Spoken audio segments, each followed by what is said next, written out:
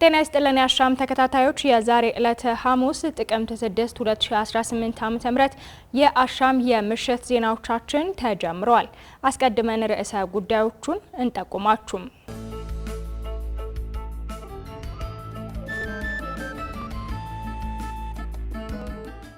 ኢትዮጵያ በስትራቴጂካዊ አቀማመጧ ወደ ምስራቅ አፍሪካ የመግቢያ በር መሆኗ ለጅምር የንግድ ተነሳሾች ስኬት ዋነኛ ምክንያት ነው ሲሉ አለሙ ስሜ ገለጹ። የንጋት ሐይቅ በዓመት 15000 ቶን የአሳ ምርት እንደሚያስገኝ የግብርና ሚኒስቴር አስታወቀ። በአዲስ አበባ ከተማ የመንግስት ንብረትን መልሶ መጠቀም ላይ ክፍተት መኖሩን የመንግስት ንብረት አስተዳደር ባለስልጣን ገለጸ። አስቀድመን ያስተዋወቅናችሁን ርዕሰ ጉዳዮች ጨምሮ የቢዝነስና ምጣኔ ሀብት እንዲሁም የስፖርት ዘገባዎችን አካተን ይዘናል። የዕለቱ ተረኛ አሳላፊ አዲስ እንግዳ ሰው አብሬያችሁ ቆያለሁ። ወደ ዜናዎቹ እናመራለን።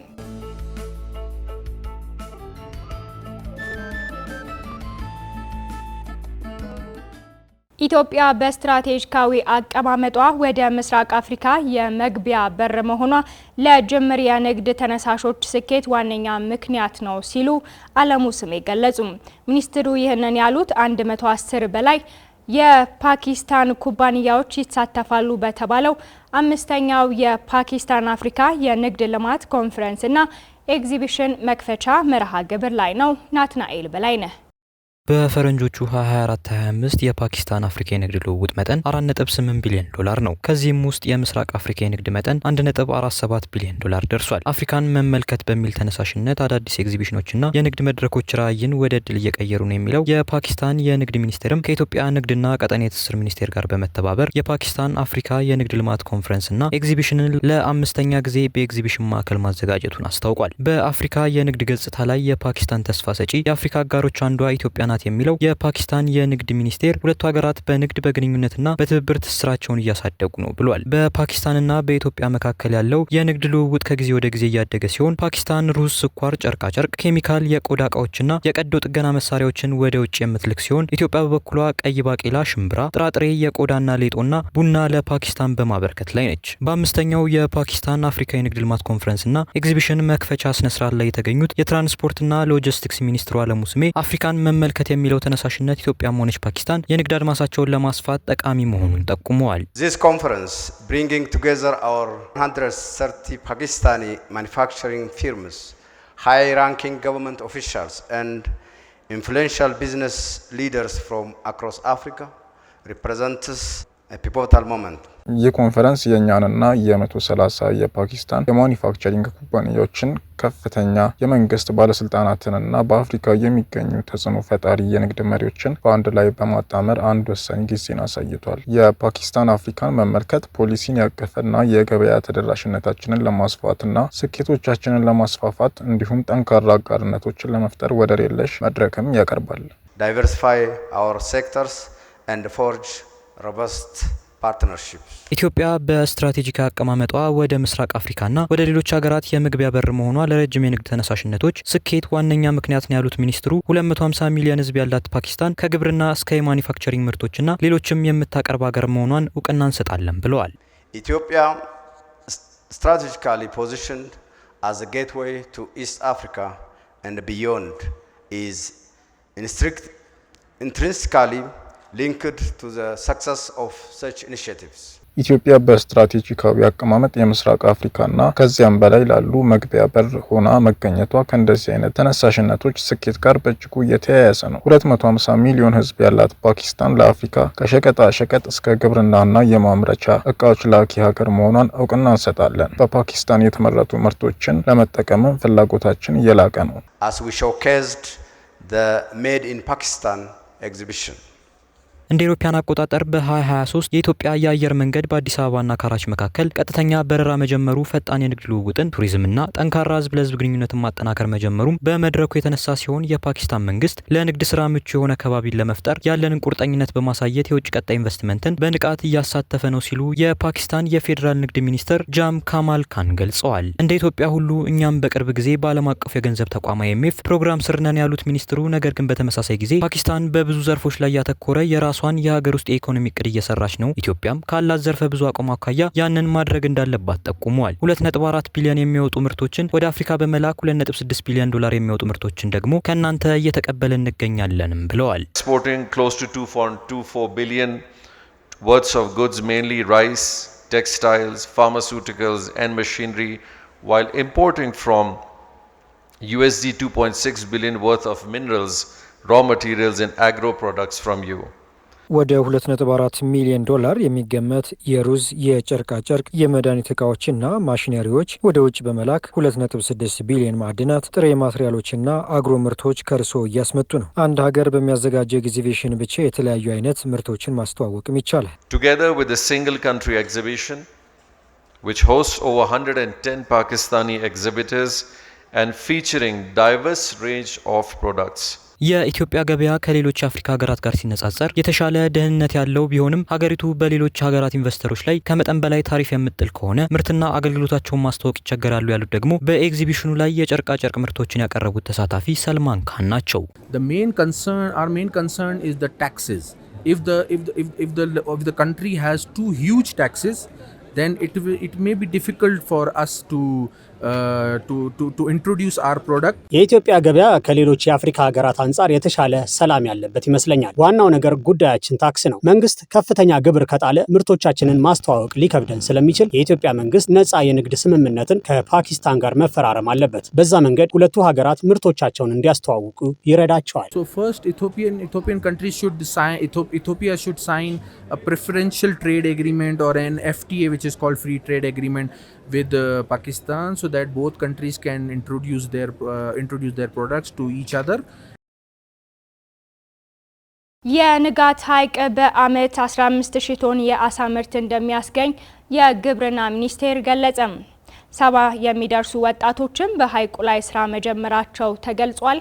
መስከረም አዲሱ ታላቁ የኢትዮጵያ ህዳሴ ግድብ በተጀመረ በ14ኛ ዓመቱ እንደተጠናቀቀ ይታወቃል። ከዚሁ ጋር ተያይዞ ከታላቁ ህዳሴ ግድብ በተጨማሪ የንጋት ሐይቅ ለሀገሪቱ ከፍተኛ ገቢ ያስገኛል መባሉም አይዘነጋም። በዚህም የንጋት ሐይቅ በአመት ከ15000 ቶን በላይ የአሳ ምርት ያስገኛል ሲሉ የግብርና ሚኒስቴር ሚኒስትር ዴኤታ ተናግረዋል። የግብርና ሚኒስቴር ሚኒስትር ዴኤታ ፍቅሩ ረጋሳ እንደተናገሩት ከሆነ በግብርና ሚኒስቴር ቅድመ ጥናት መሰረት ከንጋት ሐይቅ በአመት ከ15000 ቶን በላይ የአሳ ምርት እንደሚገኝ ገልጸው በ2017 ዓ.ም ደግሞ በአመት 5000 ቶን የአሳ ምርት እንደተገኘም አያይዘው ተናግረዋል። የአሳውም አይነት በአይነት ስላልቅና ዝርያቸውም የተለያየ እንደነበር አንስተው አሁን ላይ ሐይቁ ስራ መጀመሩንም አስረድተዋል። በግብርናውም ዘርፍ በአካባቢው ያሉ ወጣቶች ማህበረሰብ እዛ ውስጥ ያለውን አሳ ከማውጣትና ከመጠቀም አንጻር ኦልሬዲ የተጀመረበት አኳኋን ያለው በአጠቃላይ በእኛ የቅድመ ጥናት መሰረት ወደ 15000 ቶን አሳ በአመት ማምረት የሚችል ሐይቅ ነው። እንግዲህ አሁን ላይ በ2017 ወደ 5000 ቶን ከዛ አካባቢ ከሐይቁ ከንጋት ሐይቅ እንደተያዘ እኛም እናውቃለን። ያ ስንልም ደግሞ ዝም ብሎ አሳም ሳይሆን አንደኛ ሳይዙም እያንዳንዱ አሳ በጣም ትልቅ ሳይዝ ያላቸው ናይል ፐርች የሚባለው እስከ 70 ኪሎ ግራም እንደተያዘ በቦታው ይዞ ለሚዲያም የቀረበበት ሁኔታ ነው ያለው። ሁለተኛም ደግሞ የተለያዩ አሳ ዝርያዎችም ያሉበት ስለሆነ በአሁኑ ሁኔታ ላይ እንግዲህ ይሄ በጥሩ ሁኔታ ጥቅም መስጠት የጀመረ መሆኑን ዊትነስ ማድረግ እንችላለን። ከዚህ በተጨማሪ በንጋት ሐይቅ አካባቢ 19000 ኪሎ ሜትር ስኩዌር በመስኖ ማልማት የሚችል መሬት እንዳለና ይህም ቦታ ለማንጎ፣ ለአቮካዶና መሰል ልማቶች መሆን እንደሚችል አንስተዋል። ሚኒስቴር መስሪያ ቤቱ የአሳ ምርትን በተመለከተ እንዴት መጠቀም ይቻላል የሚለው ጉዳይ ላይ መመሪያ አዘጋጅቶ በመመሪያው መሰረትም ለመስራት እቅድ ላይ እንደሆነም ይገልጻሉ። አሁን ላይ በዚህ በማስተር ፕላን ደግሞ በሌሎችም ግብርናዎች ትልቅ አስተዋጽኦ ማድረግ እንደሚችል ወደ 19000 ካሬ ኪሎ ሜትር ስኩዌር በመስኖ መልማት የሚችል ቦታ እንዳለ እሱን ደግሞ ለሆርቲካልቸራል ክሮፕስ ለማንጎ፣ ለአቮካዶ፣ ለሌሎችም የዚህ የሆርቲካልቸራል ክሮፕስ ልማት መሆን እንደሚችል ደግሞ ጥናቱ የሚያሳይ ነው። ግብርና ሚኒስቴር እንግዲህ ይህንን ነገር ስፔሻሊ በአሳው በኩል ያለው ነገር ዝም ብሎ አላየም። ለምን መጀመሪያ ላይ ይሄ በጣም አዲስ ሐይቅ ስለሆነ ከተለያየ ዳይሬክሽን ንጥረ ነገሮችም ይገቡበታል፣ አሳም ይገባበታል።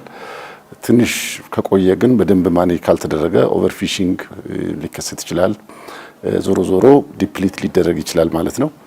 ያንን በተመለከተም በቅርቡ ይሄንን እዛ ላይ ያለውን የአሳ ሀብት እንዴት መጠቀም እንችላለን የሚለውን ጋይድላይን አዘጋጅተን በዛ ጋይድላይን መሰረት ስራ እንዲሰራ ወደ ስራ ለመግባትም ይህን ጋይድላይን አስተችተን በመጨረሻ ፌዝ ነው ያለው።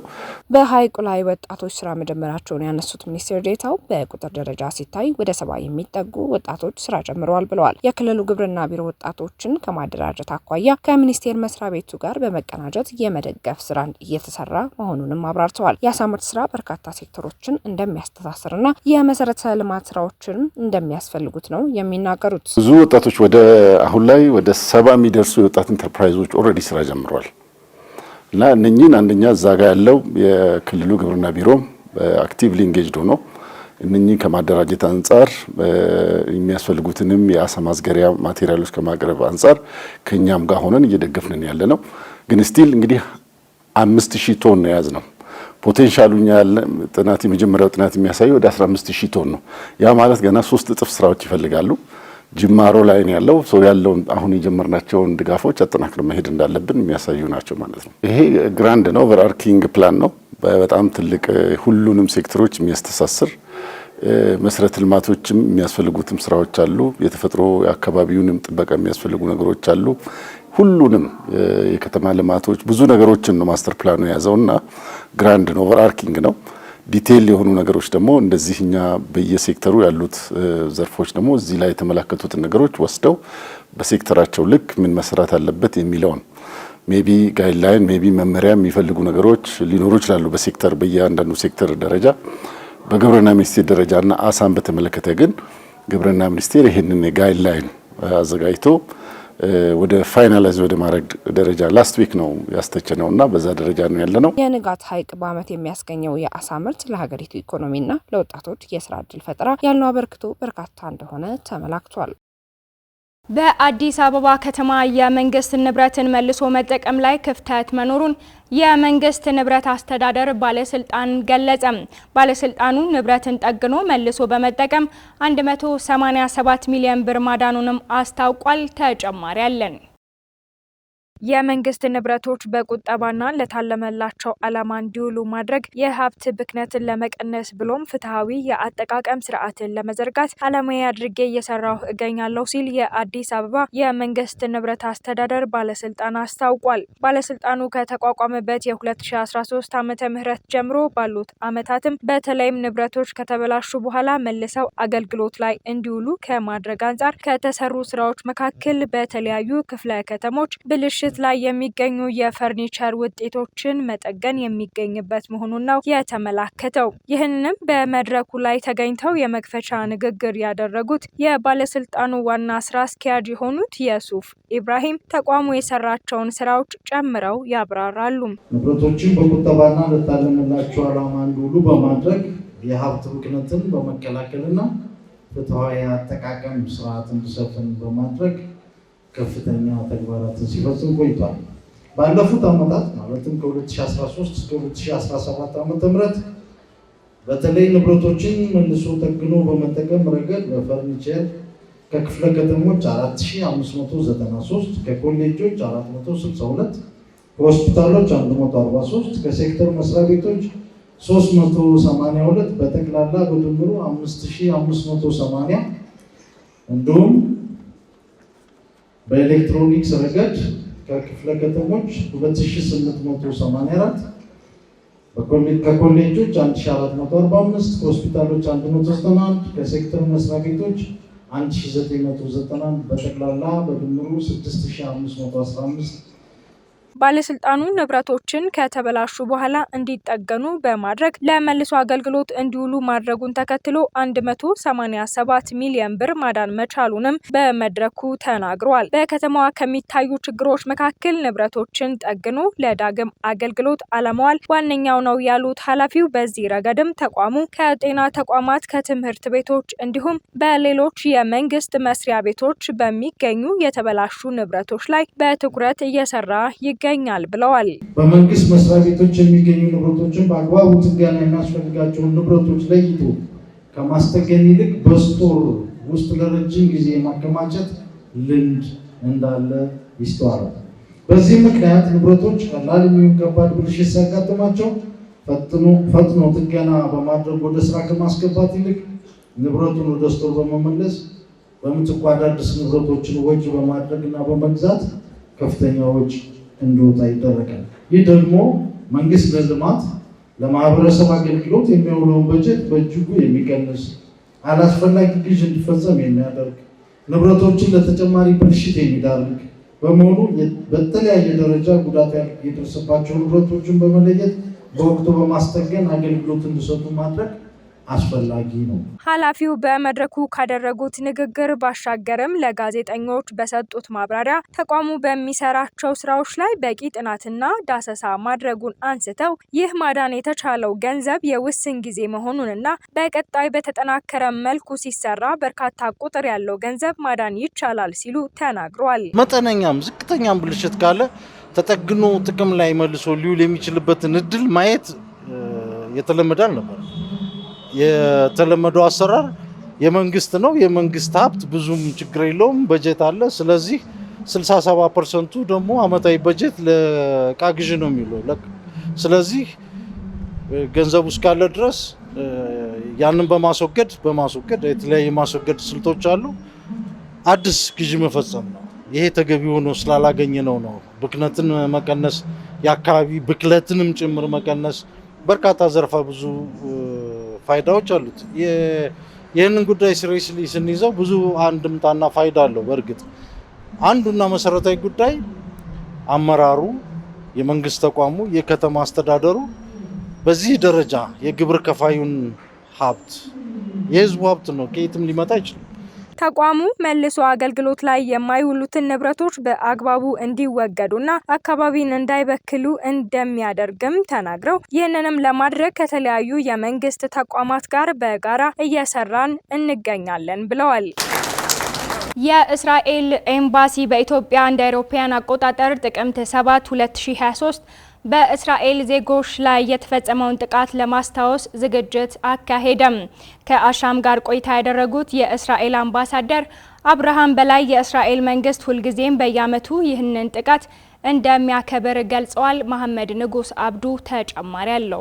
የእስራኤል ኤምባሲ በኢትዮጵያ እንደ አውሮፓውያን አቆጣጠር ጥቅምት 7 2023 ሐማስ ያገታቸውና የገደላቸውን የእስራኤል ዜጎች ለማስታወስ ዝግጅት አካሂደዋል። የዛሬ 2 ዓመት በደቡብ እስራኤል አካባቢ ሐማስ አደረሰው የተባለው ጥቃት ተከትሎ በሁለቱ ሀገራት መካከል ተከታታይ 2 ዓመታት ጦርነት ውስጥ እንደነበሩ ይታወቃል። ይሁንና የእስራኤል ኤምባሲ በኢትዮጵያ በዛሬው ዕለት ዜጎቹን ለማስታወስ ዝግጅት ማዘጋጀቱን አምባሳደር አብርሃም ንጉሴ ተናግረዋል። ዛሬ ያደረግነው ከ2 ዓመት በፊት ሐማስ የእስራኤልን ሉዓላዊነት በመድፈር ዜጎቿን ከመኝታቸው እንዳሉ ከነ ቢጃማቸው ያቃጠለበት፣ ያረደበት፣ አግቶ ወደ ጋዛ የወሰደበት 2ኛውን ዓመት ለማስታወስ ነው የተሰበሰብነው። 916 የእስራኤል መከላከያ ሰራዊቶች በነበረው ጦርነት ሕይወታቸው እንዳለፈ የሚናገሩት በኢትዮጵያ የእስራኤል አምባሳደር የሆኑት አብርሃም ንጉሴ የመከላከያ ሰራዊቱ አባላቶች ታግተው ከተወሰዱትና ከሞቱት ዜጎች ጋር በጸሎት እንዳሰቧቸውንም አያይዘው ለአሻም ነግረዋታል። የዛሬው ይሄ ስርዓት ያደረግነው ይህን ሁሉ ሰቆቃና ይህን ሁሉ ችግር የደረሰበትን በዚህ በ2 ዓመት ውስጥ 916 መለዮ ለባሾቹ የእስራኤል መከላከያ ኃይል አባላት ሕይወታቸውን ሰውተዋል። የታገቱትን ለመመለስ ሐማስ ለወደፊቱ አስጊ እንዳይሆን እሱን በመዋጋት እነሱንም ሁሉ የምናስታውስበትና ጥቅምት 7 2023ን ያን ሰቆቃ፣ ያን መከራ፣ ያን እልቅሶ የምናስታውስበት ቀን ስለሆነ ዛሬ ተገናኝተን እነሱን ሰማዕታትን በጸሎት አስታውሰናቸዋል። የእስራኤል መንግስት ሁልጊዜ በዓመቱ ይህን ጥቃት እንደሚያከብሩ አምባሳደሩ ገልጸዋል። ከዚሁ በተጨማሪም ይህ አይነት ሰቆቃ በሌላ ጊዜ እንዳይደገም በማስታወስ ትውልዱ እንዳይረሳው በትምህርት መልኩ በማስተማር ቅድሚያ የሀገር ደህንነት እንደሚቀድም ለማስታወስ እንደሚረዳም ተናግረዋል። ምክንያቱም ይህ የእስራኤል መንግስት ውሳኔ ነው። የእስራኤል መንግስት ውሳኔ ምንድን ነው? ይህ የተደረገው ሰቆቃ በትውልድ መረሳት የሌለበት ሆነ ነው።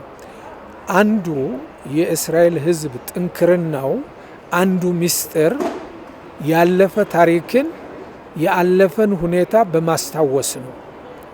ለወደፊቱ እንዳይደገም በትምህርቱም መዋቅር ውስጥ ማስገባትና የሞቱትንም ለሀገሪቱ ደህንነት ሲሉ ለደህንነቷ ሲሉ ለሉዓላዊነቷ ሲሉ መስዋዕት የሆኑትን በየዓመቱ ያ ሰቆቃ በተፈጠረበት ቀን ማስታወስ ነው። ስለዚህ አሁን ባለፈው ዓመት አንድ ዓመቱን አስታውሰናል። አሁን ሁለተኛ ዓመቱን ደግሞ ዛሬ አስታውሰናል። እንግዲህ የዛሬ ዓመት ደግሞ እናስታውሳለን ማለት ነው። ምክንያቱም ልንረሳቸው አይገባም። ለትውልድ የተደረገው ይሄ አሰቃቂ ሁኔታ ልክ ሂትለር ያደረገውን በአውሮፓ በአይሁዳውያን ላይ ያደረገውን ጭፍጨፋ በየዓመቱ እንደምናስታውሰውና እነሱንም ነፍስ ይማር እንደምንለው ሁሉ ይሄንም ደግሞ በየዓመቱ እያስታወስን ሻማ እያበራን ነፍስ ይማር ብለን እናስታውሳቸዋለን ማለት ነው። ይህ በእንዲህ እንዳለም ሐማስ የ28ቱን ታጋቾች አስከሬን በሙሉ ካላስረከበ ወደ ጋዛ የሚገባውን ሰብአዊ እርዳታ እንደምትገድብ እስራኤል አስጠንቅቃለች። እስራኤል እስካሁን የ45 ፍልስጤማውያን አስከሬን አስረክባለች። የእስራኤል ታጋቾች አስከሬን ካልተለቀቀ የተኩስ አቁም ስምምነቱ እንቅፋት ሊገጥመው ይችላልም ተብሏል። የእስራኤል መከላከያ ሐማስ ስምምነቱን ማክበር አለበት፣ የታጋቾችን አስከሬን ለቤተሰቦቻቸው ይመልስ ብሏል። ይህ ሳይሆን ከቀረ ወይም ሂደቱ ከዘገየ አስፈላጊው እርምጃ ይወሰዳል ሲል አስጠንቅቋል። ሐማስ ስምምነቱን አላከበረም በሚል እስራኤል ሰብአዊ እርዳታ ለመገደብና የራፋን ድንበር ላለመክፈት መወሰኗንም ተዘግቧል። ለዕለቱ ያዘጋጀናቸው የምሽት ዜናዎቻችን ከመቋጨታቸው በፊት ርዕሰ ጉዳዮቹን እናስታውሳችሁ። ኢትዮጵያ በስትራቴጂካዊ አቀማመጧ ወደ ምስራቅ አፍሪካ የመግቢያ በር መሆኗ ለጅምር የንግድ ተነሳሾች ስኬት ዋነኛ ምክንያት ነው ሲሉ አለሙ ስሜ ገለጹ። የንጋት ሐይቅ በዓመት 15000 ቶን የአሳ ምርት እንደሚያስገኝ የግብርና ሚኒስቴር አስታወቀ። በአዲስ አበባ ከተማ የመንግስት ንብረትን መልሶ መጠቀም ላይ ክፍተት መኖሩን የመንግስት ንብረት አስተዳደር ባለስልጣን ገለጸ። ለዛሬ ዕለተ ሐሙስ ጥቅምት 6 2018 ዓ.ም ያዘጋጀነው የአሻም የምሽት ዜናዎቻችን ቀደም ሲል የተከታተላችኋቸውን ይመስሉ ነበር። አብራችሁን ስለቆያችሁ ያመሰገንኩኝ ተረኛ አሳላፊ አዲስ እንግዳ ሰው ነበርኩ። ቀሪ አሻም ስርጭቶች ወደ እናንተ መድረሳቸውን ይቀጥላሉ። አሻም ለሁላችን!